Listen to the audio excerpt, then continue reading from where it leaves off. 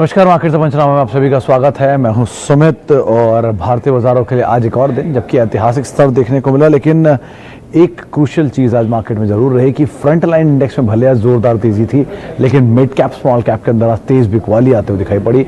Higher level से तमाम mid cap small cap आज आपको टूटते हुए दिखाई पड़ेंगे। इसीलिए अगर आप 4 शेयरों को छोड़ दें जिसमें TCS, HDFC बैंक, रिलायंस, इन 4 हैवी वेट्स को अगर आप देखेंगे तो वहाँ पर तो तेज़ी आपको दिखाई पड़ेगी, लेकिन बाकी जो इंडेक्स के शेयर थे उनमें आज तेज़ बिकवाली दिखेगी। आप मिड कैप के कोई भी शेयर उठा लीजिए, किसी भी सेक्टर के उठा लीजिए, या तो वो हायर लेवल से टूटे हैं या वो तेज़ बिकवाली के साथ डे लो के आसपास बंद हुए हैं। तो इस तरह का एक सिनेरियो बनता हुआ दिखाई पड़ा। ऑब्वियस रीजंस भी थे, आज चूंकि एक्सपायरी थी तो मार्केट ये मान के चल रहा था कि थोड़ा सा शायद एक वोलेटाइल सेशन देखने को मिलेगा, वीकली एक्सपायरी थी तो। लेकिन हाँ, फ्रंट लाइन में ऐसा कोई खास इंपैक्ट नहीं दिखाई पड़ा। ज़रूर मिड कैप के अंदर इस तरह का एक मूव आता हुआ दिखाई पड़ा।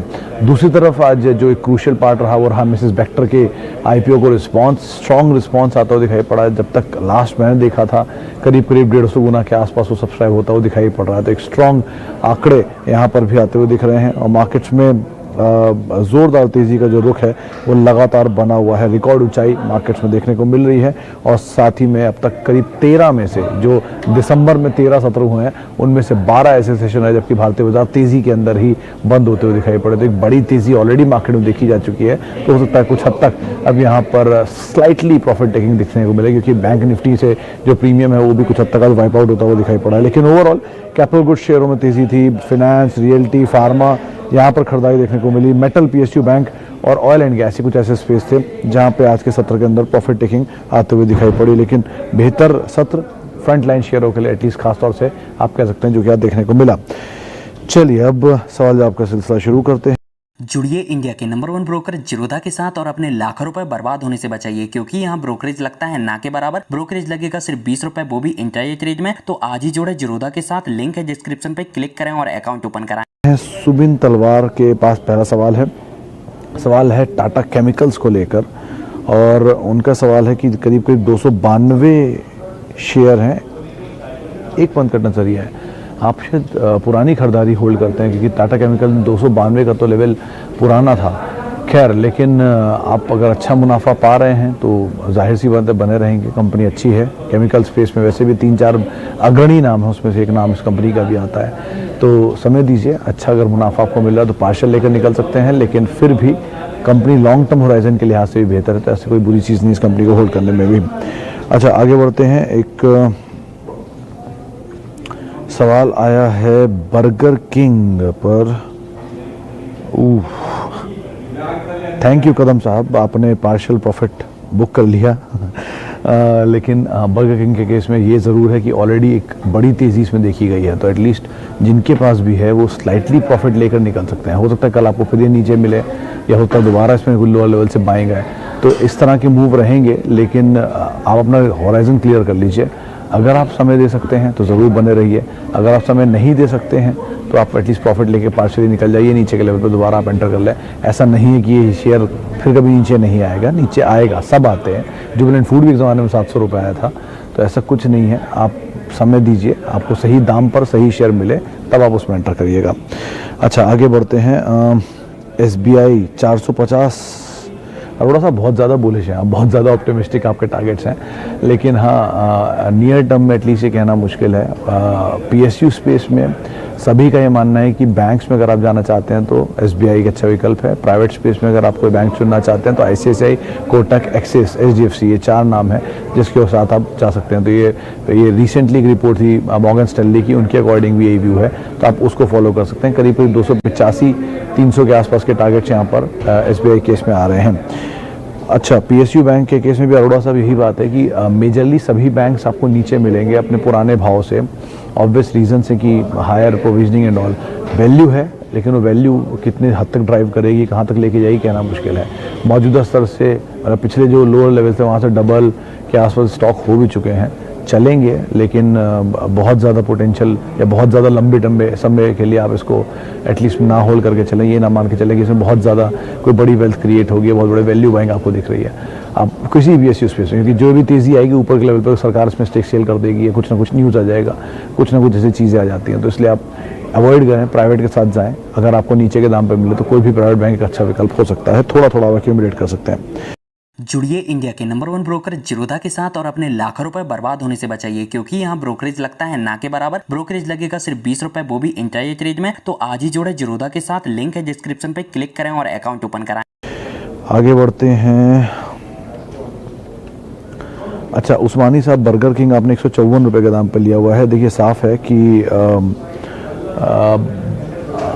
ठीक ठाक दाम पे चल रहा था, प्रॉफिट हो रहे थे, आपने स्टॉप पहले तो यही यूज़ किया। ऑब्वियस ही चीज़ है, 60 रुपये की चीज़ आपको 220 रुपये में दिखेगी तो कहीं ना कहीं प्रॉफिट टेकिंग आ सकती है। हो सकता ना भी या 300 पर आए, लेकिन प्रॉफिट टेकिंग की प्रोबेबिलिटी थोड़ी ज़्यादा होती है उस समय पर। तो इसलिए आपको अभी के लिए एटलीस्ट स्टॉप तो मान के चलें, आप अपनी कॉस्ट को या 5 रुपये ऊपर का स्टॉप लॉस लगा के रखें।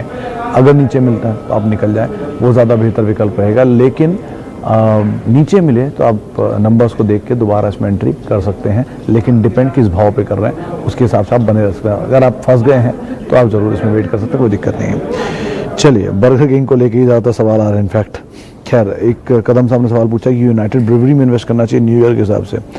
देखिए कदम साहब, इस कंपनी के बारे में अगर आप थोड़ा पढ़ेंगे तो आपको ज़्यादा समझ में आएगा ये कंपनी है क्या।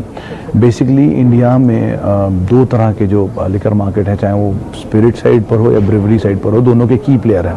एक है यूनाइटेड स्पिरिट, एक है यूनाइटेड ब्रूवरीज। पहले विजयमाल्या ग्रुप के थे, लेकिन अब अलग अलग प्रमोटर्स हैं। एक हेनिकेन है, एक डियाजियो है। हेनिकेन के केस में वर्ल्ड की लार्जेस्ट बियर कंपनी है और डियाजियो के केस में वर्ल्ड की लार्जेस्ट लिकर कंपनी है। तो दोनों ही कंपनीज अपने अपने स्पेस की लार्जेस्ट हैं। यूके में उनके प्रमोटर बैठते हैं और इंडिया में सिचुएशंस को ईज आउट कर रहे हैं। Demand wise 52% market share own करता है यूनाइटेड ब्रूवरीज और करीब करीब 70-75% प्रीमियम मार्केट का ओन करता है यूनाइटेड स्पिरिट्स। तो ये दोनों कंपनीज अपने अपने स्पेस की बेस्ट कंपनीज हैं, आप इनको ले सकते हैं, लेकिन सिर्फ न्यू ईयर के लिए नहीं।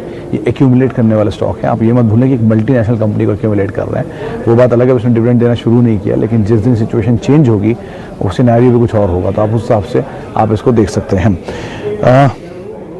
आगे बढ़ते हैं। पीएनबी होल्ड और सेल। सिंह साहब, आज ही एक रिपोर्ट थी, 25 रुपये का टारगेट आया था पीएनबी पे। आज निकल रहा था, एक रिपोर्ट थी, 25 रुपये का टारगेट था। जेफरीज की शायद वो रिपोर्ट थी। देखिए साफ है कि कोई भी सरकारी कंपनी जितनी भी तेज चलेगी, उतना सरकार आके उसमें हिस्सा बेचने के लिए तैयार रहेगी। चाहे वो सेल हो, गेल हो, बीएचईएल हो, बीईएल हो, बीईएमएल हो या बैंक्स हो। ये बहुत एक सिंपल रूल है कि जब भी कोई चीज़ तेज़ चलेगी सरकारी, अब ऑब्वियसली बात है, अगर आपके पास भी वो शेयर होंगे तो आप भी ऊपर के लेवल पे बेचने की कोशिश करेंगे। सरकार सबसे बड़ा स्टेक रखती है और उनको पैसे की ज़रूरत होती है विनिवेश के लिए या फिर बाकी चीज़ों के लिए, तो स्टेक सेल सबसे अच्छा ऑप्शन है। तो ऊपर के लेवल पे स्टेक सेल ईजिली होता रहेगा। तो जब भी कोई सरकारी बैंक या कंपनी में इन्वेस्ट करते हैं, इस चीज़ को ज़रूर ध्यान में रखें और अकॉर्डिंगली फैसला लें। शिल्पा मेडिकेयर, आयुष शुक्ला साहब, सेम लेवल पे, यानी 405 406 ये क्रूशियल लेवल है जो वो तोड़ता नहीं है हर बार आकर। अभी वो रेंज में ही है और बहुत लंबे समय से एक दायरे के अंदर काम काज कर रहा है। तो कभी भी ये दायरा टूटता है, 490 92 ऊपर के लेवल या 95 के लेवल तोड़ता है, 500 भी तोड़ देता है, तो एक बड़ी तेज़ी देखने को मिल सकती है। तो आप इन चीज़ दोनों लेवल पर नज़र रखें, नीचे 407, ऊपर 490 95। अच्छा, मार्केट क्रैश कब होगा? मिश्रा साहब एक बात बताइए, मार्केट क्रैश होगा एक दिन, सबको पता है, और वो दिन आएगा, कभी भी आएगा। आज नहीं तो कल, नहीं तो परसों, नहीं तो नरसों, कभी भी। लेकिन उस एक दिन की उम्मीद में जो तेज़ी के इतने दिन आप मिस करेंगे, वो भी तो गलत है ना।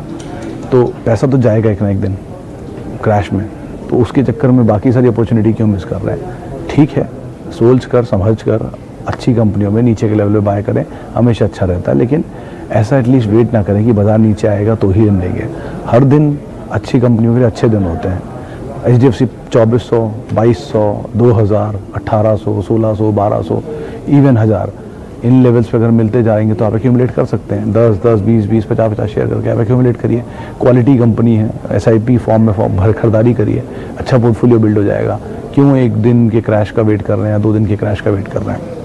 जुड़िए इंडिया के नंबर 1 ब्रोकर जिरोधा के साथ और अपने लाखों रुपए बर्बाद होने से बचाइए, क्योंकि यहाँ ब्रोकरेज लगता है ना के बराबर। ब्रोकरेज लगेगा सिर्फ 20 रुपए, वो भी इंट्राडे ट्रेड में। तो आज ही जुड़े जिरोधा के साथ, लिंक है डिस्क्रिप्शन पे, क्लिक करें और अकाउंट ओपन कराएं। अच्छा, आगे बढ़ते हैं।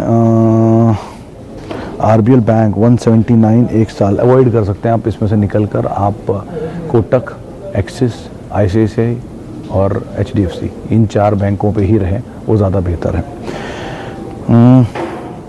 NBCC, हरदीप सिंह साहब, अगर आप NBCC को, मतलब मैं शुरू से एक ही बात समझता हूँ इसमें कि NBCC 35-40 रुपये पे बहुत महंगा शेयर है। उसकी वजह क्योंकि NBCC ऐसा नहीं है कि ये भाव पे ये आया था, ये जिस भाव पे आया था वहाँ से चला, वहाँ जाके इसमें स्प्लिट और बोनस है और उसके बाद ये दाम आया, तो उसके बाद टूट के 15 रुपये, 16 रुपये, 18 रुपये तक भी गया। वो लेवल इसके लिए आइडियल लेवल है जहाँ पर आप इसमें एंटर कर सकते हैं। ऑर्डर बुक साउंड है, कंपनी अच्छी है, बिजनेस ठीक है, लेकिन ऑब्वियसली बात है इक्विटी फ्लोट इतना बड़ा है कि शेयर चलना आसान नहीं होगा, तो आप उस लिहाज से इसमें रणनीति अपनी बना सकते हैं।